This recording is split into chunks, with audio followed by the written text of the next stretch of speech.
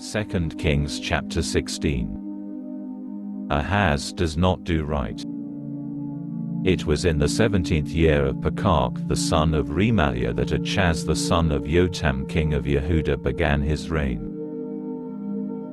Ahaz was 20 years old when he began to rule, and he reigned 16 years in Jerusalem, but he did not do what was right from the perspective of Adonai his God, as David his ancestor had done.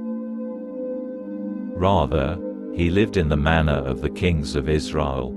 He even made his son pass through fire, as a sacrifice, in keeping with the abominable practices of the pagans, whom Adonai had thrown out ahead of the people of Israel.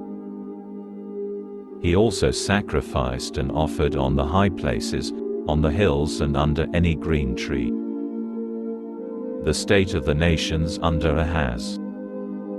Then Rezin king of Aram and Pekah son of Remaliah, king of Israel, came up to fight against Jerusalem. They put Ahaz under siege, but they could not overcome him.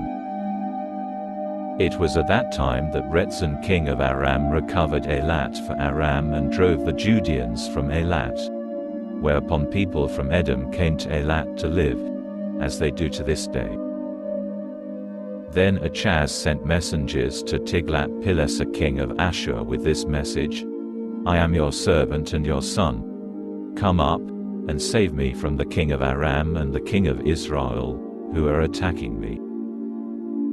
Ahaz took the silver and gold that was in the house of Adonai and in the treasuries of the royal palace and sent it as a present to the king of Ashur. The king of Ashur heeded him. The king of Ashur attacked Damascus and captured it. Then he carried its people captive to Kir and killed Rezin. When King Ahaz went to Damascus to meet Tiglath-Pileser king of Ashur and saw the altar that was in Damascus, he sent a drawing and model of the altar to Uriah the Kohen, with details of its construction and decoration. Then Uriah the Kohen built an altar exactly according to the design King Ahaz had sent from Damascus. Uriah the Kohen had it ready by the time King Ahaz returned from Damascus. When the king arrived from Damascus, he saw the altar, and the king approached the altar and offered on it. He offered his burnt offering and his grain offering, poured out his drink offering and splashed the blood of his peace offerings on the altar.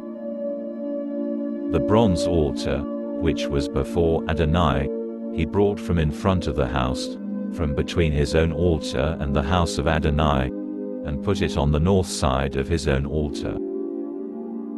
Then King Ahaz instructed Uriah the Kohen as follows: Henceforth, it is on the large altar that you are to offer the morning burnt offering, the evening grain offering, the king's burnt offering and his grain offering, together with the burnt offering of all the people of the land, their grain offering and the drink offerings. And you are to splash all the blood of the burnt offering against it and all the blood of the sacrifice. As for the bronze altar, I will take care of that.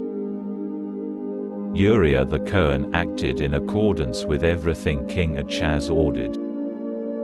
King Ahaz removed the panels of the trolleys and took the basins off them. He took the sea off the bronze oxen supporting it and set it on the stone pavement. And, because of the king of Ashur, he removed from the house of Adonai the colonnade used on Shabbat that had been built for it and the king's entranceway outside it. The death of Ahaz. Other activities of Ahaz and all his accomplishments are recorded in the annals of the kings of Yehuda.